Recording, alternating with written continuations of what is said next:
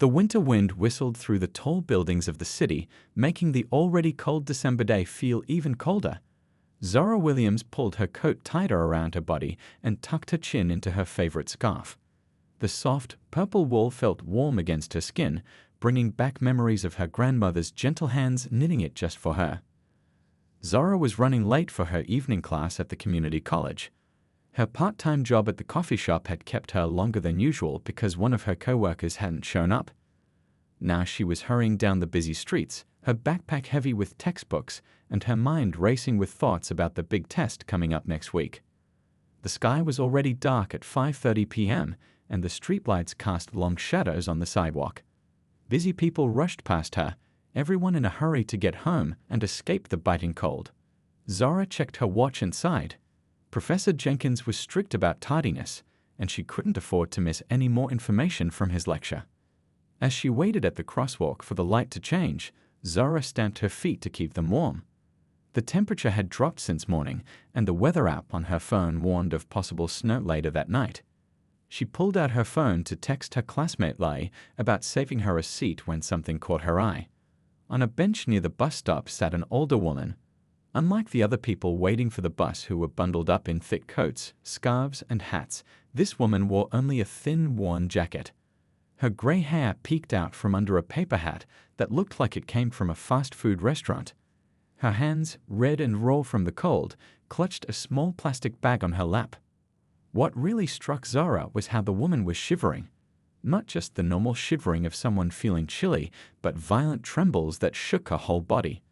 The woman's lips had a bluish tint, and her eyes stared blankly ahead, as if she wasn't really seeing the busy street in front of her. The crosswalk light turned green, and people began to move around Zora, but she stood still, her eyes fixed on the older woman. A memory flashed through her mind, her grandmother's voice, gentle but firm. "Zora, baby, remember that kindness doesn't cost a thing, but its value is beyond measure." Without thinking twice, Zora stepped out of the flow of pedestrians and walked toward the bench. Up close, the woman looked even more fragile. Deep wrinkles lined her face, telling stories of a long, hard life. Her clothes were clean but very worn, with several poorly mended tears visible on her jacket. "Excuse me," Zora said softly, not wanting to startle the woman. The woman looked up slowly, her eyes cloudy with confusion. "Yes." Her voice was barely a whisper, almost lost in the noise of the traffic. "You look really cold," Zora said, unwrapping the purple scarf from around her own neck. "I think you need this more than I do right now." The woman's eyes widened with surprise. In a city where most people walked past without a glance, someone was stopping to talk to her, and not just to talk, but to offer help. "Oh, no, dear, I couldn't," the woman began, but another violent shiver cut off her words. "Please," Zora insisted, already gently placing the soft wool scarf around the woman's thin shoulders. "My grandmother made this for me, and she always said that warm things should go to people who need warming." As Zora carefully wrapped the scarf, making sure it covered the woman's neck and could be tucked into her jacket, she noticed a small plastic hospital bracelet on the woman's wrist. The name was partially worn off, but Zora could make out what looked like Elaine F. The sight gave her pause. Was this woman recently discharged from a hospital? Should she be somewhere else, somewhere safe and warm? "There," Zora said, finishing adjusting the scarf. "That's better, right?" The woman touched the soft purple wool with trembling fingers, her eyes filling with tears. "Why would you do this for me?" she asked, genuine confusion in her voice. "No one even looks at me anymore. It's like I'm invisible." The sadness in those words squeezed Zora's heart. She crouched down to be at eye level with the woman, ignoring the wetness of the sidewalk soaking through her jeans. "You're not invisible," she said firmly. "Not to me." A tear slid down the woman's weathered cheek. "What's your name, child?" "I'm Zora," she replied with a small smile. "Zora," the woman repeated, as if trying to commit it to memory. "That's a beautiful name. Like a star." "Thank you. What's yours?" The woman's face clouded, and she frowned slightly. "My name, She looked down at her hands, then back at Zora, embarrassment and confusion mixing in her expression. "I'm sorry, I'm a bit muddled today." Alarm bells rang in Zora's mind. This woman might be dealing with more than just homelessness. She might be lost or confused. "Do you have somewhere to stay tonight?" It's going to get even colder." The woman looked around the busy street as if searching for something familiar. "I was going home, I think, but I got turned around." Zara glanced at her watch again. Her class had already started, but this seemed much more important.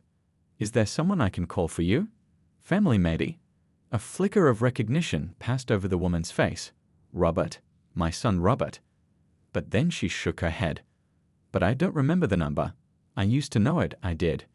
Zara reached for her phone. "Maybe we should call for some help. Get you somewhere warm for the night at least." But the woman's expression suddenly changed to fear. No police. They'll take me back, and I don't want to go back. They lock the doors." "Back where?" Zara asked gently. Before the woman could answer, a bus pulled up to the stop, and she suddenly stood up. "This is my bus. I know this bus." "Are you sure?" Zara asked, concerned. "Do you know where it's going?" The woman said with unexpected firmness. "It goes near home."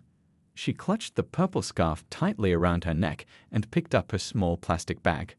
"Thank you, dear star. God bless you."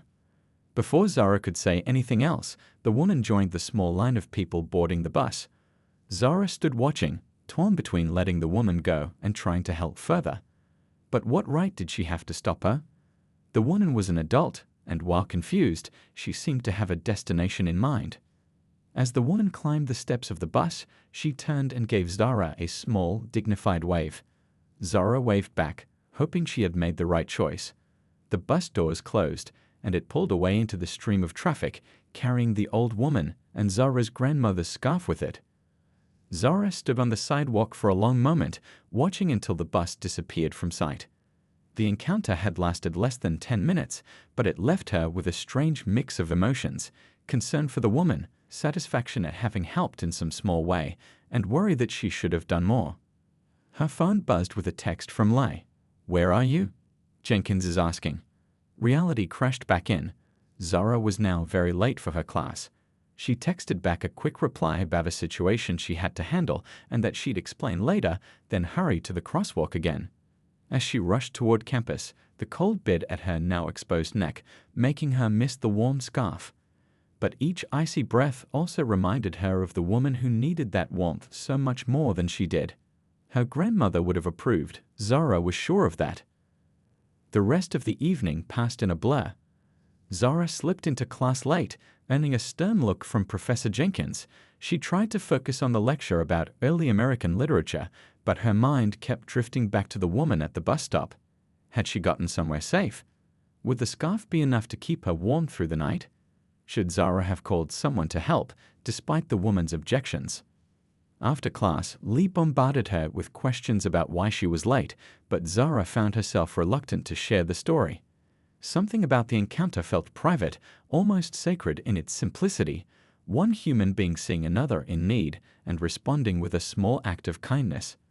That night, as snow began to fall outside her apartment window, Zara thought again about the woman and said a small prayer that she was somewhere warm and safe. Little did she know that her simple act of kindness, giving away a handmade scarf to a shivering stranger, would come back to her door in the most unexpected way. The next morning dawned bright and cold, the city transformed under a thin blanket of snow.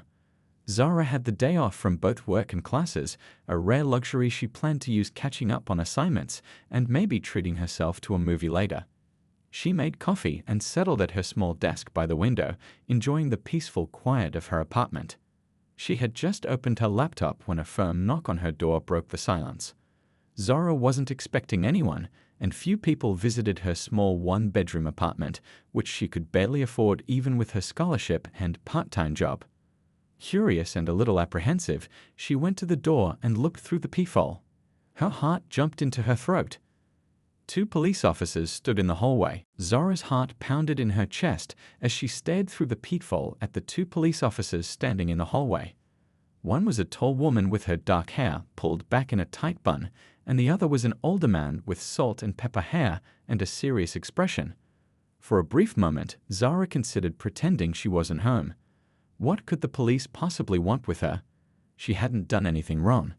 Her mind raced through possibilities. Was it about her younger brother back home? Had something happened to her mom? Or maybe there was trouble in the building. The female officer knocked again, more firmly this time. "Hello, is anyone home?" Taking a deep breath, Zara unlocked the door and opened it just enough to see them properly, her hand still gripping the doorknob tightly. "Yes?" she asked, trying to keep her voice steady. The female officer spoke first. "Are you Zara Williams?" Zara nodded, her mouth suddenly dry. "That's me." "I'm Officer Chen, and this is Detective Rivera," the woman said, gesturing to her partner. "We'd like to ask you a few questions. May we come in?" Zara hesitated. Growing up, she'd learned to be cautious around police. Her mother had always told her to be respectful but careful. "Can I ask what this is about first?" Detective Rivera's expression softened slightly. "It's about a purple scarf. Did you give one away yesterday evening?" The question caught Zara completely off guard. Her grandmother's scarf. That's why the police were at her door. Relief mixed with confusion as she opened the door wider. "Yes, I did." To an older woman at the bus stop on 5th and Main, she said, "Is she okay?" The officers exchanged glances. "May we please come in to discuss this?" Officer Chen asked again. "I promise we won't take much of your time." Zara stepped back, opening the door fully to let them enter her small apartment. She suddenly became very aware of the coffee mug on the counter, the textbooks scattered on her desk, and the unmade bed visible through the partially open bedroom door. "Sorry for the mess," she mumbled, quickly clearing some papers from the tiny couch that doubled as her guest seating. "I wasn't expecting company." "No need to apologize," Detective Rivera said kindly. "We dropped by without warning." The officers sat down on the couch, while Zara perched nervously on the edge of the desk chair across from them. Officer Chen pulled out a small notebook, while Detective Rivera leaned forward, resting his elbows on his knees. "Zara, we're trying to locate a missing person, and we have reason to believe you might have encountered her yesterday," he explained. "Could you tell us about the woman you gave the scarf to?" Zara's eyes widened. "Missing person?" Oh no, the memory of the hospital bracelet on the woman's wrist flashed in her mind. She did seem confused. "I should have done more to help her." "Please, just tell us what happened," Officer Chen encouraged. Zara took a deep breath and recounted the entire encounter, how she had noticed the woman shivering at the bus stop, the conversation they'd had, the woman's confusion about her name, and how she had mentioned someone named Robert who might be her son. "She got on a bus," Zara finished. "She seemed so certain it would take her home, but now I'm worried it didn't." Detective Rivera nodded. "The woman you met is named Elaine Forster. She's 78 years old and has early-stage dementia. She wandered away from Sunshine Acres Assisted Living Facility 3 days ago during a supervised outing to the community garden across the street. Her family has been searching for her since then." Zara's hand flew to her mouth. 3 days? She was out in this cold for 3 days? Is she okay now? Did you find her? "Yes, we found her," Officer Chen said with a smile. "And it's largely thanks to you and your scarf." "My scarf?" Zara repeated, confused. Detective Rivera reached into his pocket and pulled out a clear plastic evidence bag. Inside was a small tag, slightly frayed around the edges. Zara recognized it immediately. Her grandmother had sewn it into every item she made. "Property of Dorothy Williams, 555-7823. If found, please return," Zara read aloud, a lump forming in her throat at the sight of her grandmother's name. "I forgot that was even in there. Grandma put those in everything she made, but she passed away last year. That's her old landline number that doesn't work anymore." "Well, it was enough for us to track you down," Detective Rivera explained. "Mrs. Forster was found early this morning by a bus driver at the end of his route. She was still on the bus, sleeping in the back row. The driver couldn't wake her and called an ambulance. When the paramedics were checking her, they found this tag on the scarf. Our department has been coordinating the search for Mrs. Forster," Officer Chen continued. "When the hospital called about the tag, we ran the name through our database and found your grandmother's old address. The current residents there told us you had moved to this apartment complex for college." Zara's mind was racing to process all this information. "So Mrs. Forster, is she going to be okay?" "She's being treated for mild hypothermia and dehydration, but the doctors say she'll make a full recovery," Detective Rivera assured her. "If she had spent another night outdoors in these temperatures," He left the sentence unfinished, but the implication was clear. A shiver ran down Zora's spine at the thought. I'm just glad she's safe now. Will she go back to the assisted living place? That's up to her family, Officer Chen replied. Speaking of which, they asked us to give you this. She handed Zora an envelope. Inside was a handwritten note on light blue stationery. Dear kind stranger, Zora read aloud. We don't know who you are yet, but the purple scarf you gave our mother saved her life. The doctors said she might not have survived another night in the cold. We would be honored to meet you and thank you in person. Please call us if you're willing. With deepest gratitude, Robert Forster. A phone number was written at the bottom of the note. Zora's eyes filled with tears as she looked up from the paper. Robert, that's the name she mentioned, she said softly. She remembered her son's name, even though she couldn't remember her own. Detective Rivera nodded. The brain works in mysterious ways, especially with dementia. Sometimes the oldest memories stay intact while recent ones fade. Zora carefully folded the note and put it back in the envelope. Of course I'll call them. I'd like to know she's okay. Officer Chen closed her notebook. Mrs. Forster kept pointing to your scarf and saying someone had been kind to her. She couldn't remember your name or exactly what you looked like, but she remembered that someone had seen her when no one else did. Zora thought back to what the woman had said at the bus stop. No one even looks at me anymore. It's like I'm invisible. The memory made her heart ache. You know, Detective Rivera said, his voice gentler now, in all my years on the force, I've learned that sometimes the smallest actions can have the biggest impact. You didn't just give her a scarf. You gave her dignity. You saw her when others walked by. Zora hadn't thought of it that way. She'd simply done what felt right in the moment, what her grandmother would have wanted her to do. The reason we came in person, Officer Chen added, is that Mrs. Forster's family was hoping you might be willing to visit her in the hospital. They think seeing you might help her remember more details about where she's been these past few days. Me? Zora was surprised, but she barely knows me. You made an impression, Detective Rivera said with a smile. And right now, they're grasping at anything that might help them understand what happened to her during those missing days. Zora glanced at her desk, piled high with textbooks and assignments. She had planned to spend the day studying, but this seemed far more important. When can I go? She asked. We can take you now, if you're free, Officer Chen offered. Mrs. Forster's family is at Memorial Hospital. It's not far from here. Zora grabbed her coat and keys. Let me just send a quick text to my study group to let them know I won't make it today. As she typed the message, a strange feeling washed over her. Just yesterday, she had been worried about being late to class, about her test next week, about making ends meet with her part-time job. Those concerns still existed, but somehow they felt smaller now, less urgent. Today, she had woken up to discover that a simple act of kindness, giving a scarf to a cold stranger, had possibly saved someone's life. On the drive to the hospital, Zora sat quietly in the back of the police car, watching the snow-covered city pass by outside the window. Officer Chen and Detective Rivera chatted casually in the front seat, occasionally including her in their conversation. Have you always lived in this city? Detective Rivera asked, catching her eye in the rearview mirror. Zora shook her head. No, I'm from a small town about 3 hours south. I moved here for college 2 years ago.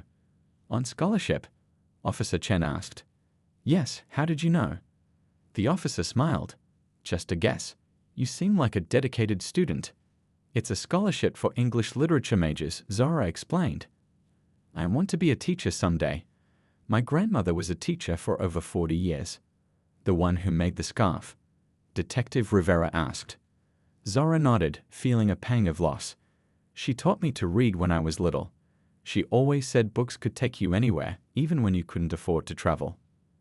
As they pulled into the hospital parking lot, Zora felt a flutter of nervousness in her stomach. What would she say to Mrs. Forster's family? Would the woman even remember her? What if they blamed her for not doing more to help? Detective Rivera seemed to sense her anxiety. They just want to thank you, he said reassuringly as they walked toward the hospital entrance. You did a good thing, Zora. Not everyone would have stopped to help a stranger. Zora took a deep breath as they entered the bright hospital lobby. She thought about her grandmother and how she would have handled this situation, with grace and kindness. That's all she needed to do now, channel a little of her grandmother's spirit. As the elevator doors opened on the 5th floor, Zara stepped out into the unknown, about to meet a family whose lives had intersected with hers in the most unexpected way. The hospital hallway seemed to stretch forever as Zara followed Officer Chen and Detective Rivera. The antiseptic smell made her nose wrinkle, and the squeaking of her wet boots against the polished floor echoed in her ears. Each step brought her closer to meeting strangers whose lives had somehow become tangled with hers through a simple purple scarf. "It's room 532, Officer Chen said, checking the text message on her phone. "Mr. Forster says they're all there waiting." "All?" Zara asked, her voice catching slightly. "How many people are there?" Detective Rivera gave her a reassuring smile. "Just family, Mrs. Forster's son Robert, his wife, and I believe their daughter. They're good people, Zara. No need to be nervous." But Zara couldn't help it. What would she say to them? Would they expect something from her? The hallway felt warmer than it should, and she unzipped her coat a little as they approached room 532. The door was partially open, and Zara could hear quiet conversation from inside. Officer Chen knocked gently on the doorframe. "Mr. Forster, we've brought Zara Williams with us." The talking inside stopped immediately. A tall man with silver-streaked dark hair appeared at the door, his eyes tired but alert. He was dressed in a wrinkled button-up shirt with the sleeves rolled to his elbows, as if he'd been at the hospital for a long time. When he saw Zara, his face transformed, the worry lines eased, and his eyes filled with unexpected warmth. "You're the one who helped my mother," he said, his deep voice thick with emotion. "Please come in." As Zara stepped into the room, her eyes first went to the hospital bed where an elderly woman lay sleeping, the familiar purple scarf folded neatly on the side table next to her. Mrs. Forster looked smaller somehow, more fragile under the hospital blankets, but her color was better than it had been at the bus stop. A middle-aged woman with kind eyes stood up from a chair beside the bed and came toward Zara, hands outstretched. "I'm Diane, Robert's wife," she said, taking Zara's hands in hers. "We can't thank you enough for what you did." Before Zara could respond, a younger woman about her own age stepped forward.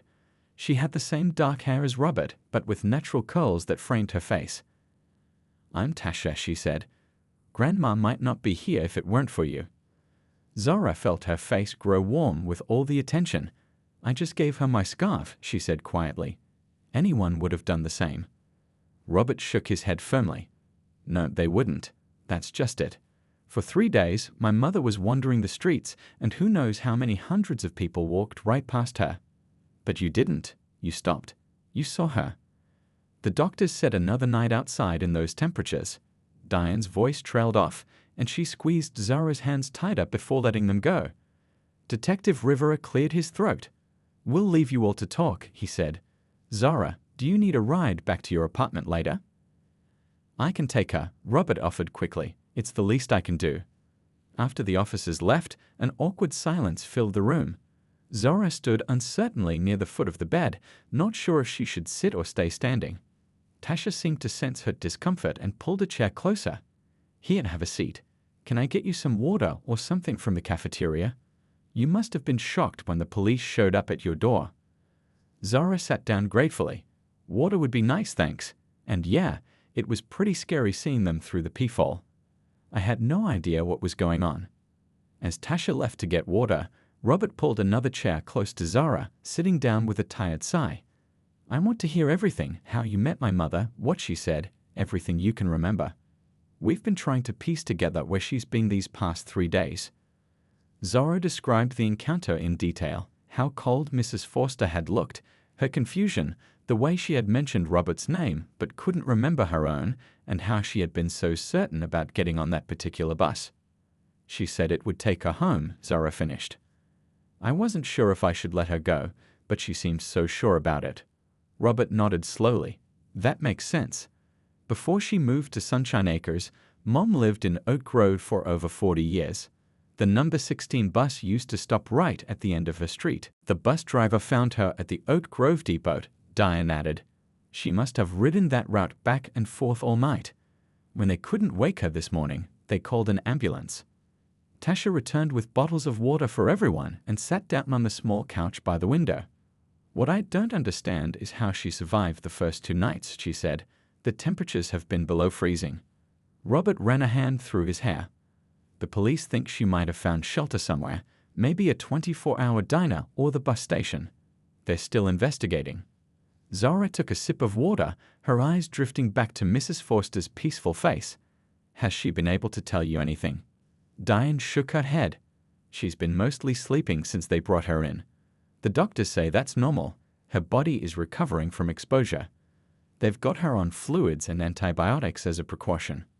As if on cue, Mrs. Forster stirred in the bed, her eyelids fluttering. Everyone grew quiet, watching as she slowly opened her eyes. She seemed confused at first, blinking at the ceiling, then turning her head slightly to see the people around her. "Robert," she said, her voice raspy. "I'm here, Mum." Robert moved quickly to her side, taking her hand. "You're in the hospital, but you're going to be fine."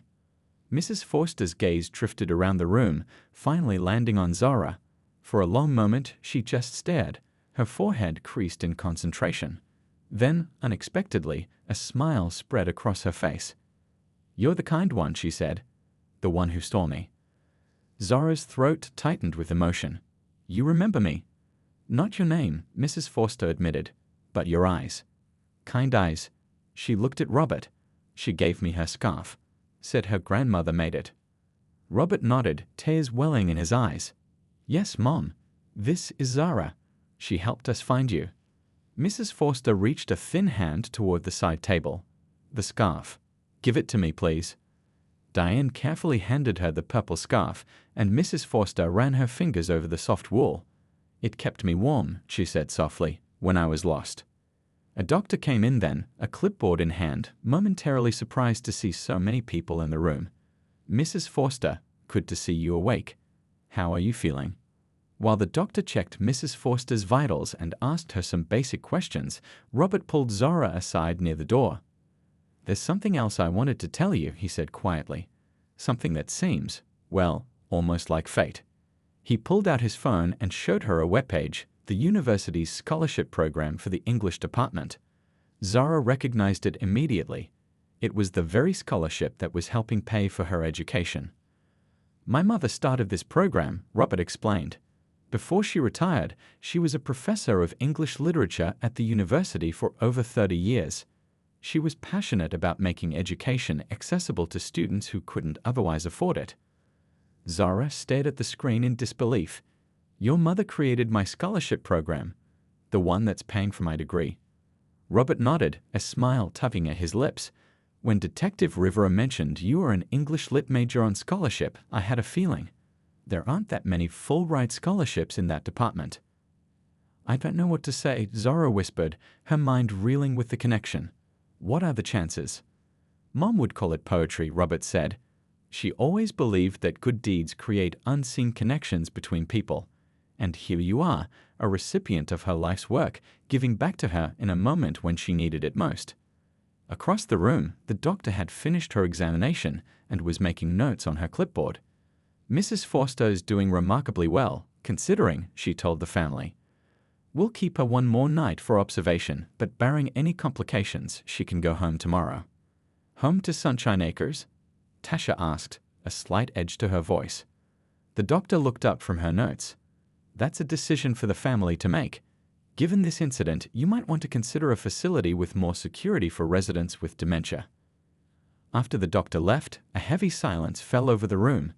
Zara could sense tension in the air and wondered if she should excuse herself to give the family privacy. "I should probably go," she began, but Mrs. Forster's voice interrupted her. "No, stay," the elderly woman said, surprisingly firm. "I want to hear about your studies. Robert says you're at the university." Grateful for the change of subject, Zara moved closer to the bed. "Yes, I'm studying English literature. I want to be a teacher someday." Mrs. Forster's face lit up. "A noble profession. What are you reading this semester?" As Zara began describing her classes, she noticed the tension in the roomies.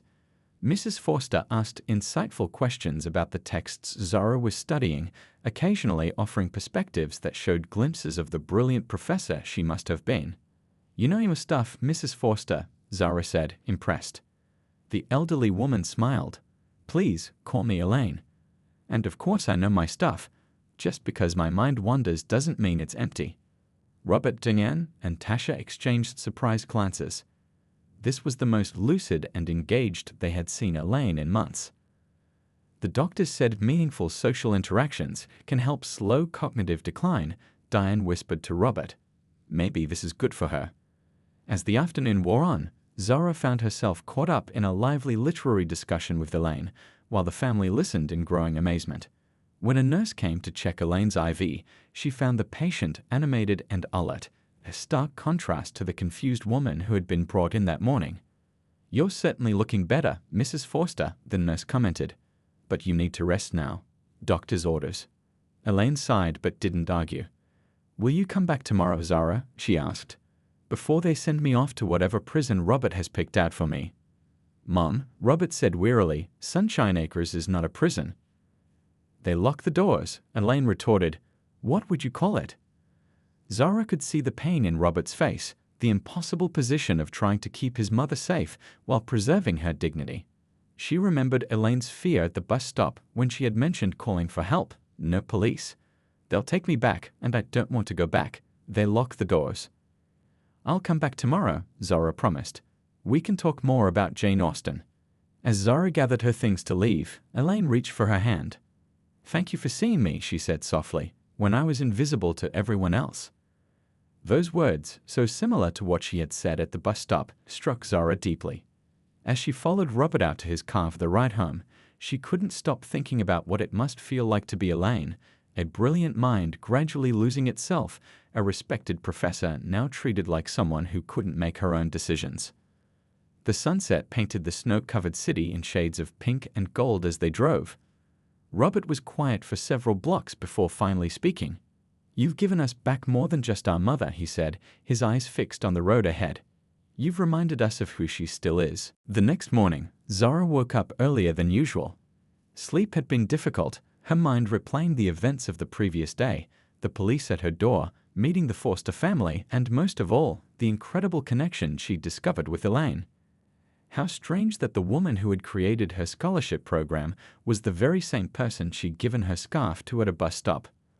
Zara had promised to visit Elaine again before she was discharged, so she hurried through her morning routine. Outside, the city was covered in a fresh dusting of snow that sparkled in the winter sunlight. As she waited for the bus to the hospital, Zara pulled out her phone and opened her university's website, searching for more information about Professor Elaine Forster. There wasn't much, just a brief mention in the history of the English department and a photo from nearly 10 years ago of a distinguished-looking woman with silver hair accepting an award. But it was enough to confirm what Robert had told her. Professor Emeritus Elaine Forster had indeed established the scholarship fund that was now paying for Zara's education. The bus ride to the hospital gave Zara time to reflect on how quickly her life had changed. 2 days ago, she had been just another struggling student, worried about tests and rent and making coffee for rude customers. Now she was caught up in something that felt bigger than herself, a connection that spanned generations and seemed almost like destiny. When she arrived at the hospital, Zara found Elaine sitting up in bed, looking much more alert than the day before. She was alone in the room, gazing out the window at the snow-covered city below. Good morning, Zara said, knocking gently on the open door. Is this a good time? Elaine turned, her face brightening. Zara, you came back. Come in, come in. As Zara settled into the chair beside the bed, she noticed the purple scarf was draped across Elaine's shoulders over her hospital gown. I see you're still wearing the scarf, Zara commented with a smile. Elaine touched the soft wool fondly. It makes me feel safe, she said simply. And it reminds me that not everyone looks past old ladies on bus benches. I brought you something, Zara said, pulling a book from her bag. It's my copy of Pride and Prejudice. You mentioned yesterday that it was your favorite Austen novel. Elaine accepted the book with trembling hands, running her fingers over the well-worn cover. You've read it many times, she observed. At least once a year since I was 14, Zara admitted. My grandmother gave me that copy. The one who made the scarf. Zara nodded, touched that Elaine had remembered that detail. Yes, she loved books as much as she loved knitting. She's the one who got me interested in teaching. Elaine opened the book carefully, noticing the notes Zara had scribbled in the margins over the years. "You're a close reader," she said approvingly. "That's good. Too many people skim the surface these days." For nearly an hour, they talked about literature: Jane Austen, the Bronte sisters, Toni Morrison, and many others. Elaine's knowledge was vast, and despite occasional moments of confusion, her passion for the subject shone through. Zara found herself taking mental notes, thinking how wonderful it would have been to take one of Professor Forster's classes. "You would have been an excellent student," Elaine said, as if reading her thoughts. "Robert tells me you're on my scholarship program." "I am," Zara confirmed. "Without it, I couldn't afford to be at the university. I'm the first person in my family to go to college." Elaine smiled, a hint of her former professional pride showing through. "That's exactly why I started it. Too many bright minds get lost because of money." She paused, looking thoughtful. "How strange that out of all the students who have received that scholarship over the years, you were the one who found me at that bus stop." "I've been thinking about that too," Zara said. "It feels almost like fate," Elaine finished. "Perhaps, or perhaps just a reminder that the good we do often comes back to us in unexpected ways." Their conversation was interrupted by the arrival of Robert and Deleon, who were surprised to find Elaine so engaged and animated. "You look better today, Mom," Robert said, bending to kiss her cheek. "The doctor says you can be discharged this afternoon." At the mention of discharge, Elaine's expression clouded. "Back to the prison, then?" An uncomfortable silence fell over the room. Zara sensed the tension and stood up. "Maybe I should go and let you all talk." "No, stay," Robert said quickly. "Actually, we could use a neutral perspective." He turned to his mother. "Mom, after what happened, we're concerned about you going back to Sunshine Acres. Their security clearly isn't adequate." "So you found somewhere with better locks?" Elaine asked bitterly. Diane stepped forward.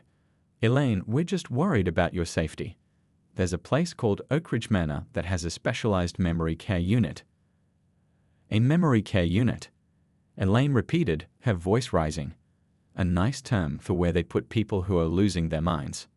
"No, thank you." "Mom, please," Robert began, but Elaine cut him off. "I may be forgetful, Robert, but I'm not a child. I don't want to be locked away in some facility where they drug me to keep me docile." Zara watched the pain on everyone's faces. This was a conversation happening in countless families, the impossible balance between safety and freedom, dignity and care. She understood both sides: Robert's fear for his mother's safety and Elaine's desperate desire to maintain her independence. "What about a compromise?" Zara suggested hesitantly. When everyone looked at her, she almost regretted speaking up. "I mean, I don't know all the details of your situation, but maybe there's a middle option." Robert sighed, running a hand through his hair. "We've been over every option, believe me. Mom can't live alone anymore. That's clear after this incident. But the regular assisted living didn't provide enough supervision for someone with her condition." "My condition," Elaine echoed sarcastically. "Say it plainly, Robert. My dementia." "Yes, your dementia," Robert said, his voice strained. "Which is getting worse, Mom, whether you want to admit it or not. What if next time you wander off, no one like Zara comes along? What if you walk into traffic or fall somewhere and can't get help?" Tears welled in Elaine's eyes, and Zara felt her own throat tighten in response. There was no easy answer here, no perfect solution that would keep Elaine both safe and happy. "What if I lived with you?" Elaine asked suddenly, looking at her son. "In that big house of yours with the spare bedroom?" Robert and Diane exchanged glances, and Zara could read the silent communication between them, the weight of such a commitment, the impact it would have on their lives. "Mom, we both work full-time," Robert said gently. "You can't be alone all day." "So I'm just to be warehoused then? Put on a shelf until I die?" The raw pain in Elaine's voice hung in the air. Zara thought about her own grandmother in her final years, how fiercely she had clung to her independence, how difficult it had been for the family to make decisions for her. "What about a homemaid?" Zara suggested. "Someone who could be with Mrs. Forster during the day." Robert looked thoughtful. "We did consider that, but the cost." "It's my money," Elaine pointed out. "My pension, my savings. Why not use it for something that would actually make me happy instead of miserable? Before Robert could respond, there was a knock at the door, and Tasha entered, carrying a tray of coffee cups. Her eyes widened when she saw Zara. "Oh, hi. I didn't know you'd be here," she said, setting down the tray. "I would have brought you coffee too." "That's okay," Zara said with a smile. "I should probably get going anyway. You all have things to discuss." "Actually," Robert said, "I'd like to hear more about your idea. The homemade option." He turned to Tasha. "We're discussing alternatives to Oak Ridge Manor." "Thank goodness," Tasha said, handing coffees around. "I've been saying Grandma shouldn't go there. It's basically a prison." "Tasha," Diane warned, but Elaine looked triumphant. "See, even Tasha agrees with me." Tasha sat on the edge of the bed, taking her grandmother's hand. "What if I moved in with you, Grandma? I'm finishing my degree this spring, and I could use a place to stay while I look for a job. We could get a small apartment together." Elaine's face lit up, but Robert shook his head. "Honey, that's a huge responsibility. You don't know what you're offering." "Actually, I do," Tasha said firmly. "I've been researching dementia since Grandma was diagnosed. I know what's coming, and I still want to do this." Zara watched the family dynamic with interest. Tasha's offer seemed to shift something in the room, a new possibility that hadn't been considered before. "It could work," Diane said slowly, "with some support. Maybe a part-time aide to give Tasha breaks. And a better security system," Robert added. "Something that would alert us if Mom tried to leave at odd hours." "I'm still here, you know," Elaine reminded them. "Don't talk about me like I'm already gone." "Sorry, Mom," Robert said. "What do you think of Tasha's idea? Living together in an apartment?" Elaine looked at her granddaughter with shining eyes. "I think it sounds wonderful, but are you sure, dear? I don't want to be a burden." "You're not a burden, Grandma. You're family." Tasha turned to her parents. "We could try it for the summer.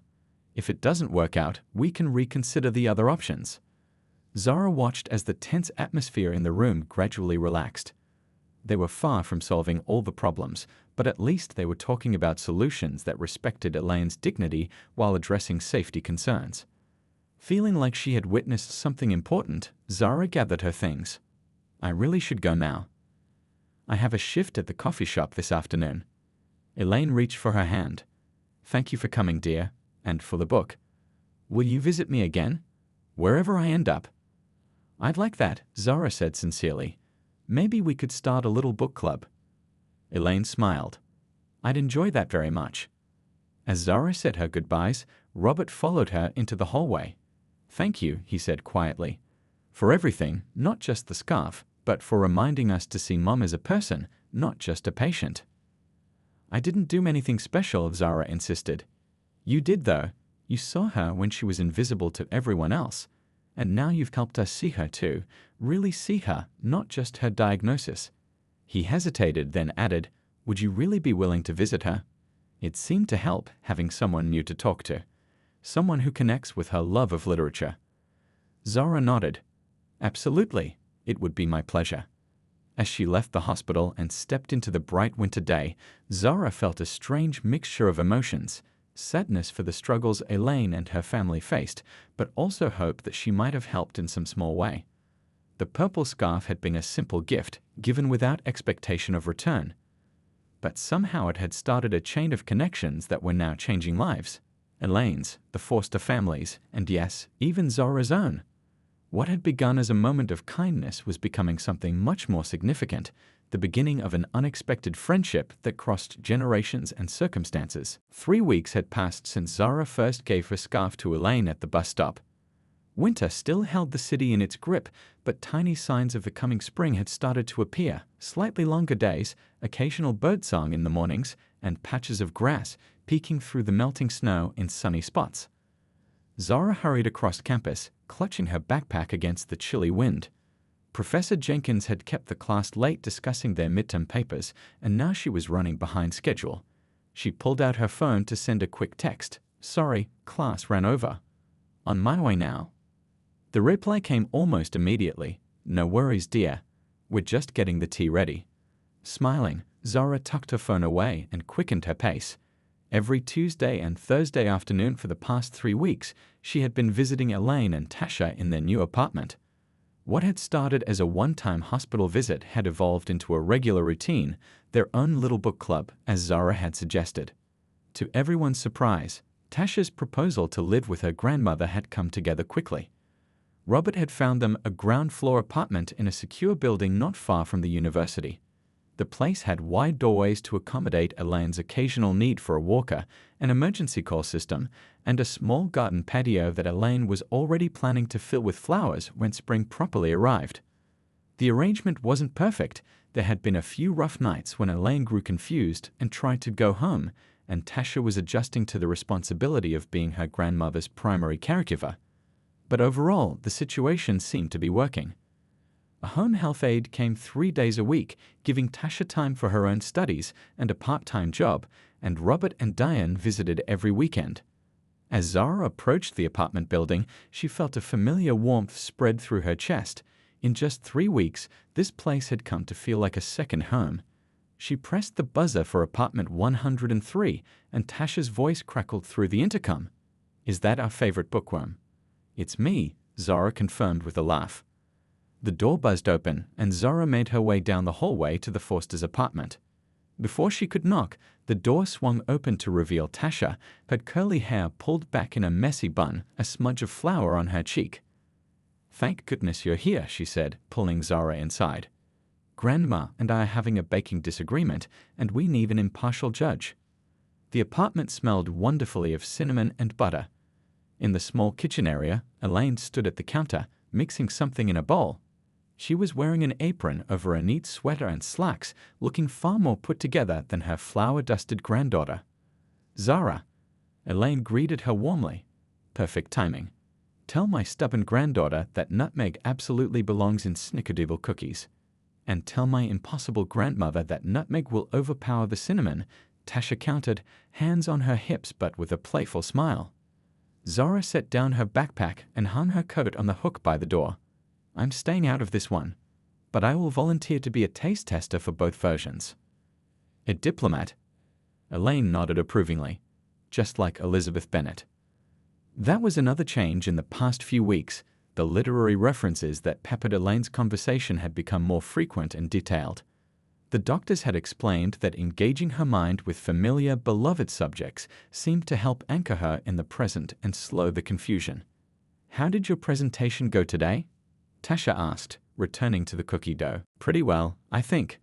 Professor Jenkins said my analysis of symbolism in Their Eyes Were Watching God was refreshingly insightful." "High praise indeed," Elaine commented. "Jenkins doesn't give compliments easily. I served on committees with him for years." Zara still found it fascinating to hear Elaine's stories about the university, the politics of the English department, the evolution of the curriculum over decades, the famous writers who had visited campus. Sometimes Elaine got dates mixed up or combined different events, but the essence of her recollections always rang true. While the first batch of cookies baked, with a compromise of just a pinch of nutmeg, the three women settled in the living room with cups of tea. The space was cozy and bright, with bookshelves lining one wall, comfortable furniture, and framed photographs of the Forster family through the years. One new addition was a photo of Zara, Elaine, and Tasha taken during a sunny day in the park last week. "So, what did you think of this week's book?" Elaine asked, nodding toward the copy of The Color Purple on the coffee table. Their book club had a simple format. Each week, they chose a book that either Zara was studying in her courses or that Elaine had taught many times before. They would discuss themes, characters, and historical context, with Elaine often sharing insights from her years of teaching and Zara contributing fresh perspectives from her current studies. "I loved it," Zara said. "It's one of those books that changes you. The way Celie finds her voice and her strength despite everything she endures." "And the importance of female friendships in the story," Tasha added. She had started joining their literary discussions, at first just listening but gradually contributing her own thoughts. For the next hour, they talked about the novel, with Elaine guiding the conversation with the skill of a seasoned professor. These discussions had become precious to Zara. Unlike the sometimes competitive atmosphere of her university seminars, here she felt free to explore ideas without judgment, to learn from Elaine's wisdom and experience. After their book discussion, Tasha excused herself to make a phone call, leaving Zara and Elaine alone. Elaine sipped her tea thoughtfully, then set the cup down with a slight clink. "I have something for you," she said, reaching for a gift bag beside her chair that Zara hadn't noticed before. "For me? What's the occasion?" "Does there need to be one?" Elaine asked with a small smile. "Open it." Zara pulled aside the tissue paper and gasped softly. Inside was a beautiful blue scarf hand-knitted in a delicate pattern. "Elaine, it's gorgeous. Did you make this?" The older woman nodded, a hint of pride in her eyes. "Part of my therapy. The occupational therapist suggested knitting to help with my fine motor skills and concentration. I was quite good at it years ago, before all the academic writing took over my hands." She looked down at her slightly gnarled fingers. "These old hands aren't as nimble as they once were, but they remember the patterns." Zara lifted the scarf from the bag, admiring the even stitches and the softness of the yarn. "I don't know what to say. This must have taken you hours." "Many hours over many days," Elaine agreed. "But it gave me purpose. And it seemed right, somehow, to give you a scarf after you gave yours to me." "Thank you," Zara said, wrapping the blue scarf around her neck. "I'll treasure it." Elaine reached out and straightened a fold in the scarf. "I had Tasha help me sew in a tag." She turned up one end of the scarf to show a small fabric tag with neat stitching, "Made with love by Elaine Forster for Zara Williams. So if I ever get lost," Elaine added with a wink, "someone will know to return me to you." They both laughed, but Zara felt tears pricking at her eyes. The moment felt significant, a closing of a circle that had begun on a cold bus bench weeks ago. "There's something else I wanted to talk to you about," Elaine said, her tone turning more serious. "Robert told me about your financial situation, how you work at that coffee shop between classes to make ends meet, even with the scholarship." Zara shifted uncomfortably. She didn't like discussing her money troubles. "The scholarship helps a lot, but yeah, rent and books are expensive." Elaine nodded. "I've been thinking. The Scholarship Foundation has a special fund for emergency assistance and for creating work-study positions for recipients. As the founder, I still have some influence over how it's allocated." "What are you saying?" Zara asked cautiously. "I'm saying that we, the foundation, could create a position for a student literature mentor, someone to help organize and run book discussions for seniors in the community. It would pay better than making coffee, the hours would be flexible around your classes, and it would give you valuable teaching experience." Zara stared at her, trying to process the offer. "Are you creating a job just for me?" "Not just for you," Elaine corrected. "For future students as well. But yes, you would be the first. Consider it the universe's way of thanking you for your kindness," she smiled mischievously. "And perhaps consider it slightly selfish on my part. I've enjoyed our discussions tremendously, and I'd like to share them with others my age who miss intellectual stimulation." "I don't know what to say," Zara stammered. "Said yes," Elaine urged. "Robert has already spoken to the foundation board, and they love the idea. They're calling it the Literary Bridges Program, connecting generations through literature." Just then, Tasha returned to the room. "Did Grandma tell you about the job offer? Isn't it perfect?" "You knew about this?" Zara asked. Tasha nodded. "I might have helped plant the seed. After seeing how much these book talks have helped Grandma, it just made sense to extend it to others." The timer in the kitchen dinged, announcing that the cookies were ready. As Tasha went to retrieve them, Zara turned back to Elaine. "Are you sure about this? I don't want you to feel like you have to do something for me just because I gave you a scarf." Elaine reached over and took Zara's hand in hers. "My dear, that scarf was never just a scarf. It was humanity in a world that too often looks away. It was dignity when I felt invisible." She squeezed Zara's hand gently. "This isn't charity or obligation. This is one teacher recognizing another and offering a bridge to get there." Tasha returned with a plate of golden brown cookies, the aroma of cinnamon filling the room. "So, what do you say to the job offer?"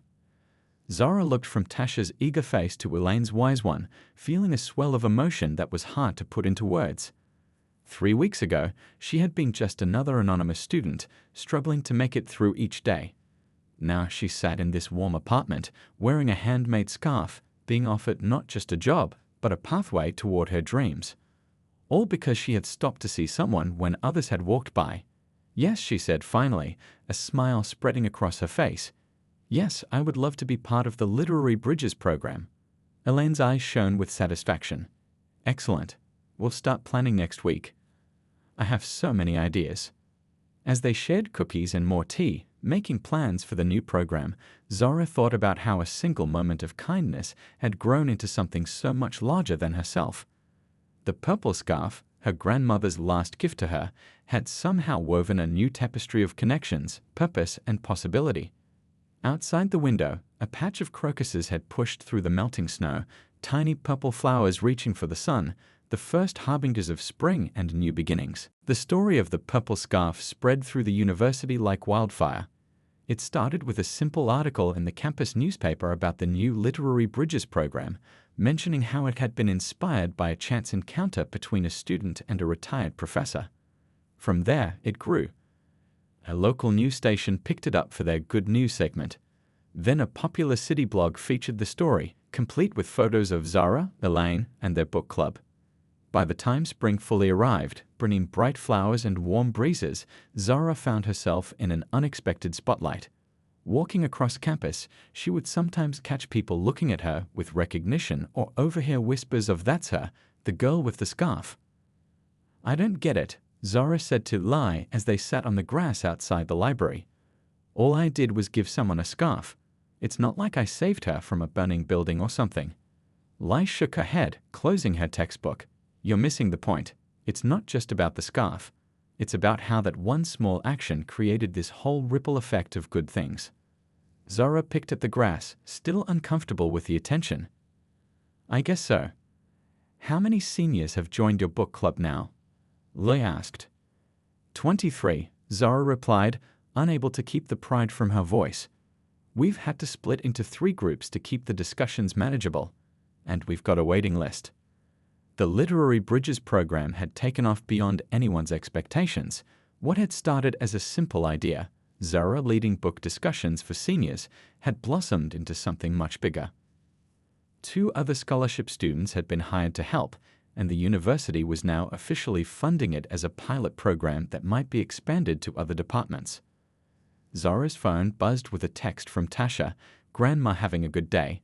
Says to remind you about the meeting with the dean this afternoon."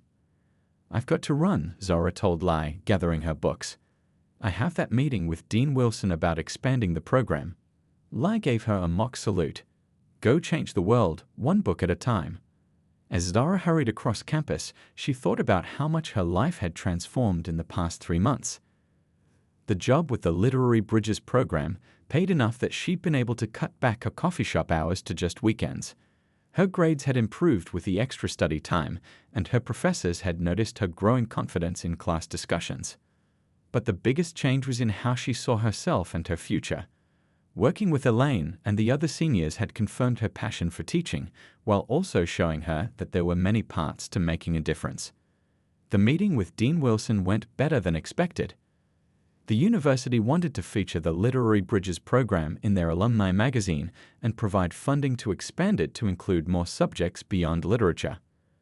"This kind of intergenerational learning benefits everyone involved," Dean Wilson said, closing her folder. "The seniors get intellectual stimulation that may help slow cognitive decline, the students gain practical teaching experience and wisdom from their elders, and the university strengthens its community connections." She smiled at Zara. "And it all started because you gave away a scarf." "That's what everyone keeps saying," Zara replied, still finding it hard to connect that simple act with everything that had followed. "But honestly, Professor Forster is the one who built it into something meaningful." "Don't sell yourself short, Ms. Williams. Ideas need champions, and you've been a remarkable one for this program." After the meeting, Zara headed straight to Elaine and Tasha's apartment, eager to share the good news. When she arrived, she found them sitting on their small patio, enjoying the spring sunshine. Elaine was working on another knitting project, her fingers moving with surprising dexterity. "Zara," Elaine called out when she spotted her. come tell us how the meeting went." "It was amazing," Zara said, pulling up a chair. "The university wants to double our funding and expand to include history and art discussions." Tasha gave a little cheer and Elaine beamed with pride. "Wonderful news. I knew Wilson would see the value." "There's more," Zara continued. "They want to feature the program in the alumni magazine, and," she hesitated, still processing this part herself, "they've offered me a full scholarship for graduate school if I agree to continue developing the program while I study." "Graduate school?" Elaine exclaimed. "Oh, my dear, that's exactly what you need for a proper teaching career." Tasha jumped up to hug Zara. "That's incredible. We need to celebrate." As the excitement settled, Elaine set aside her knitting and fixed Zara with a thoughtful look. "You know, when I started that scholarship program all those years ago, I hoped it would help students like you. But I never imagined it would come full circle like this." "I've been thinking about that a lot lately," Zara admitted. "About circles and connections.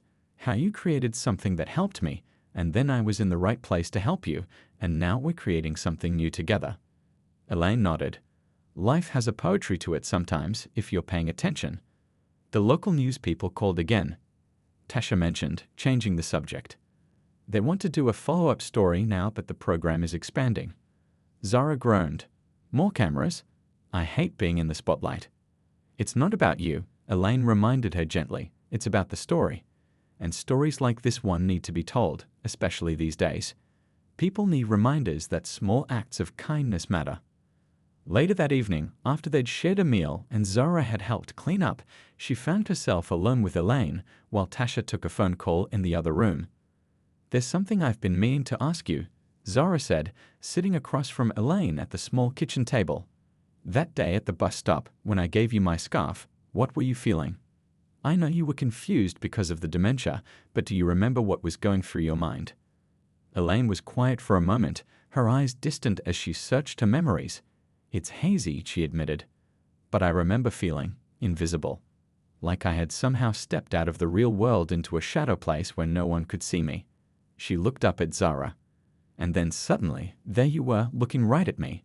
Not through me or past me, but at me." "I was worried afterward that I should have done more," Zara confessed. "Called someone or taken you somewhere safe."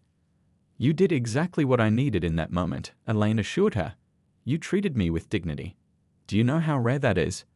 As you get older, as your mind starts to slip, people begin to treat you like a child, or worse, like an object to be managed." She reached across the table and took Zara's hand. "That purple scarf wasn't just warmth for my body, it was acknowledgement of my humanity." Tears pricked at Zara's eyes. "I never thought of it that way." "That's the beauty of it," Elaine said with a smile. "You didn't have to think about it. Kindness was your instinct." The next day was Saturday, which meant the largest of the Literary Bridges groups would be meeting at the community center near campus. Zara arrived early to set up, arranging chairs in a circle and placing copies of Their Eyes Were Watching God on each seat. As she worked, the center director, Ms. Patel, came in with a stack of flyers. "Hot off the press," she announced, handing one to Zara. "For the fundraiser next month." The flyer showed a photo of Zara and Elaine sitting among a group of seniors, all engaged in animated discussion. Above the photo, bold letters proclaimed, "Tagged with Care. A benefit for the Literary Bridges program and Alzheimer's research." "Tagged with Care," Zara repeated, looking questioningly at Ms. Patel. "It was Robert Forster's idea," Ms. Patel explained. "Inspired by his mother's story and your grandmother's tag in the scarf. They're organizing a citywide knitting drive to create scarves for the homeless shelter, each with a contact tag sewn in." Zara stared at the flyer, amazed once again at how the simple act of giving away her scarf continued to grow into something larger than herself. By the time the seniors began arriving for the book club, Zara had composed herself, but she felt a new sense of purpose. Today's discussion about Zora Neale Hurston's classic novel was particularly lively, with the older participants sharing personal connections to the themes of finding one's voice and overcoming limitations. Mrs. Chen, a retired high school principal, made a point that struck Zara deeply. "Sometimes we think change needs to be big and dramatic to matter. But real change often starts small, One person seeing another person truly, one act of kindness opening a door that neither knew was there. After the session, as Zara was gathering her notes, she noticed Elaine talking with a reporter from the city newspaper who had come to observe the program. Elaine was animated, gesturing expressively as she explained the impact of the intergenerational discussions. "You should talk to Zara," Elaine was saying, beckoning her over. "She's the heart of this program." The reporter turned to Zara with interest. "I'd love to hear how this all started. What made you give your scarf to a stranger that day?" Zara hesitated, still uncomfortable with being the center of attention. But then she remembered what Elaine had said. It wasn't about her, it was about the story. And maybe this story needed to be shared. "My grandmother taught me that kindness costs nothing but means everything," she began. "That day, I just saw someone who was cold and who needed to be seen." As she spoke, Zara realized that the story wasn't just about a scarf or even about her and Elaine. It was about all the invisible threads that connect people to each other, how we can go through life passing by one another, or we can stop, look, and recognize our shared humanity. "The really amazing thing," Zara continued, warming to the conversation, "isn't what I did. It's what happened afterward, how that one moment led to all of this." She gestured around the room where groups of people were still chatting, laughing, sharing stories across generations. The reporter nodded, jotting notes. "And I understand there's a fundraiser coming up." "Yes," Zara confirmed, taking out the flyer. "It's called Tag It With Care. The idea is to create scarves for people who need them, but also to tag them with contact information, not just to find the scarves if they're lost, but to remind people that they're not invisible, that someone sees them and cares."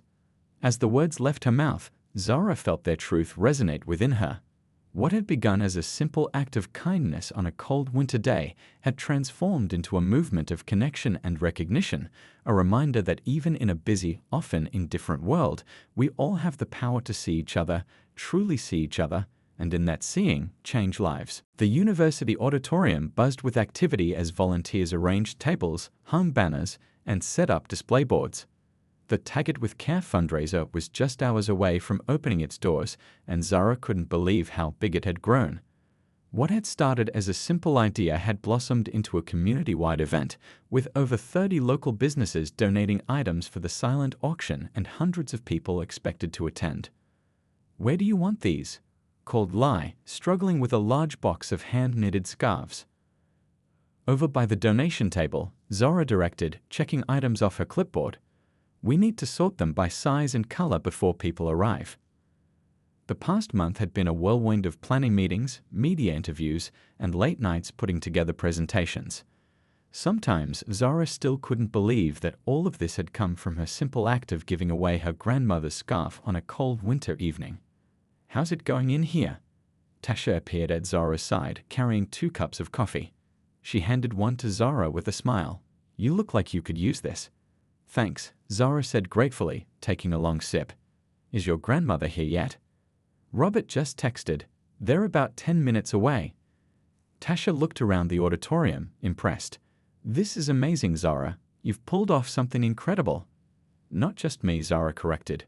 "Everyone helped. You, your parents, Dean Wilson, all the volunteers." She shook her head in wonder. "I still can't believe how many people wanted to be part of this." In truth, the response had been overwhelming. What had begun as a fundraiser for the Literary Bridges program and Alzheimer's research had evolved into something broader.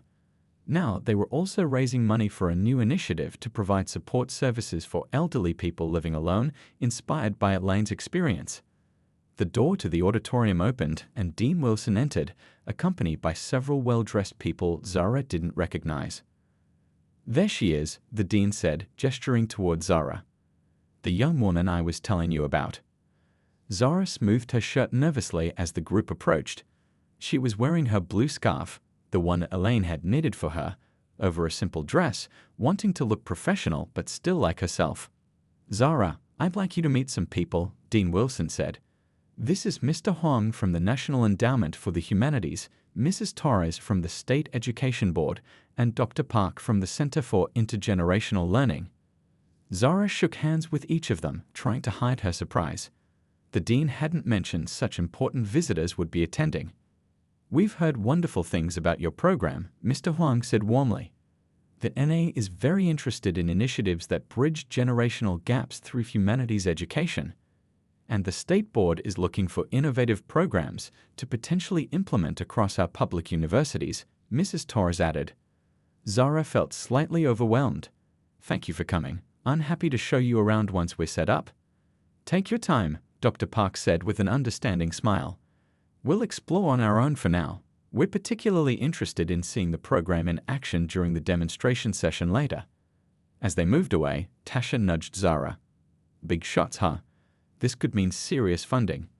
"I guess so," Zara said, still processing the implications. "I never thought it would reach that level." Just then, a commotion at the entrance caught their attention. Robert had arrived with Elaine, who was making her way slowly into the auditorium, pausing frequently to greet people who recognized her. Despite her cane and somewhat halting gait, she carried herself with the dignity of the respected professor she had once been, and in many ways still was. Zara hurried over to greet them. "Professor Forster, I'm so glad you made it." Elaine's face lit up when she saw Zara. "I wouldn't have missed it for the world, my dear." She looked around the busy auditorium with amazement. "When I think of how this all began." "I know," Zara agreed, still finding it hard to believe herself. "Are you feeling up to giving your speech later? We can adjust the schedule if you need more rest." "Nonsense." Elaine waved away her concern. "I've been preparing for days. A little tiredness won't stop me." Robert smiled fondly at his mother's determination. "We've brought her medication, and there's a quiet room backstage where she can rest between activities." As they settled Elaine in a comfortable chair near the stage, more and more people began to arrive. Students from the university, seniors from the book clubs, faculty members, and community residents streamed in, filling the auditorium with cheerful conversation. The local news station had set up a camera in the corner, and Zara caught sight of the reporter who had interviewed her several times over the past months. The woman gave Zara a friendly wave, which she returned somewhat shyly. By noon, the fundraiser was in full swing. People browsed tables laden with donated items for the silent auction, bought handmade scarves, each with a small tag sewn in, inspired by Dorothy Williams' original one, and participated in various activities around the room. In one corner, Zara's fellow scholarship students were leading a mini version of their book club, demonstrating how the Literary Bridges program worked. In another area, volunteers taught simple knitting techniques to interested attendees. Near the entrance, a display told the story of Elaine's wandering and Zara's act of kindness, complete with photos and quotes. "It's time for the presentations," Lee reminded Zara, checking her watch. "Do you want me to start bringing people to their seats?" Zara nodded, suddenly feeling nervous about addressing such a large crowd. She'd prepared her speech carefully, but public speaking had never been her strength. She made her way backstage, where Tasha was helping Elaine review her notes. "How are you feeling?" Zara asked, sitting down beside the older woman. Excited, Elaine replied, eyes bright with anticipation, and proud. "So very proud of what you've accomplished." "What we've accomplished," Zara corrected her. "None of this would exist without you." Elaine patted her hand. "That's the beauty of connection, my dear. We created this together, across generations." Dean Wilson appeared in the doorway. "They're ready for you both. Zara, you'll speak first, then introduce Professor Forster." Taking a deep breath, Zara stepped onto the stage, blinking in the bright lights. The auditorium had fallen silent. Hundreds of faces turned expectantly toward her. For a moment, she felt frozen, overwhelmed by the attention. Then she caught sight of the purple scarf, now framed in a shadow box on a stand at the edge of the stage. Her grandmother's scarf that had started it all. Drawing strength from that sight, Zara began to speak. 6 months ago, I was hurrying to class on a cold winter evening, she said, her voice growing more confident with each word. I was worried about being late, about an upcoming test, about making rent that month, all the normal concerns of a college student. I wasn't looking to change anyone's life, including my own. As she continued her story, Zara could feel the audience connecting with her words, nodding in recognition or lean forward to catch every detail. She spoke about seeing Elaine at the bus stop, about the simple decision to give away her scarf, about the police officers at her door the next day. What I've learned since then, she concluded, is that we're all connected in ways we don't always see. Every day, we have opportunities to acknowledge each other's humanity, to offer warmth in a cold world. Sometimes it's as simple as a scarf. Sometimes it's just taking time to truly see someone who feels invisible. She gestured toward the framed purple scarf. My grandmother sewed her name into that scarf because she believed things of value should find their way home. I've come to believe that we are all things of value, and that by recognizing each other's worth, we all find our way home.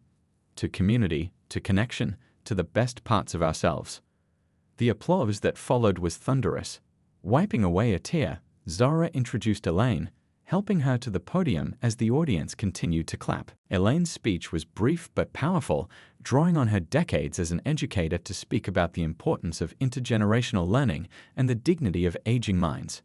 She talked about her experience with dementia, the fear, the confusion, but also the clarity that still came in moments of connection.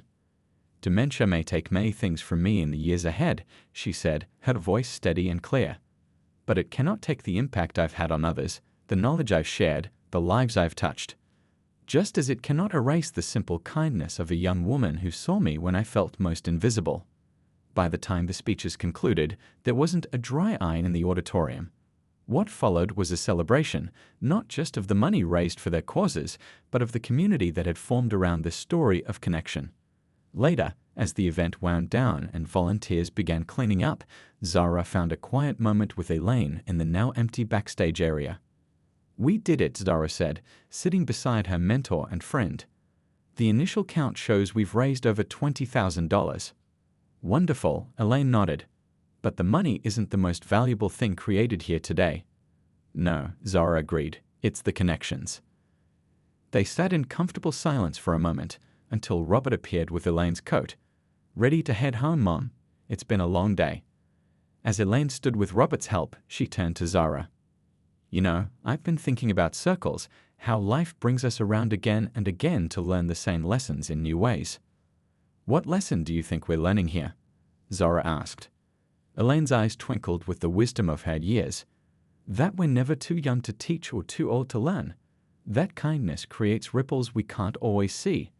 And that sometimes the simple act of giving away a scarf can weave together lives in the most beautiful pattern." 2 days later, Zara sat on a bench in the campus quad, enjoying the warm spring sunshine. The fundraiser's success still felt surreal, as did the news that the National Endowment for the Humanities was considering funding an expansion of the Literary Bridges program to 5 other universities across the state. Opening her backpack, she pulled out a small, gift-wrapped package that had been delivered to her dorm that morning. The card had simply read, "For the next circle, EF." Curious, Zara unwrapped it to find a beautiful knitting set, needles, soft purple yarn, and a beginner's instruction book. Tucked inside was a small packet of custom-made tags that read, "Made with care by Zara Williams. If found, please return to a person in need." Tears sprang to her eyes as she ran her fingers over the yarn, feeling the connection to her grandmother, to Elaine, and to all the people whose lives had been touched by their story. With careful hands, she opened the instruction book and began to learn the first knitting stitch, continuing a circle that had no end, a circle of seeing, caring, and connecting across all the invisible lines that too often divide us. As students hurried past her bench, caught up in their own worries and rushing to their next destinations, Zara looked up and really saw them, each one carrying their own stories, their own struggles, their own capacity for kindness.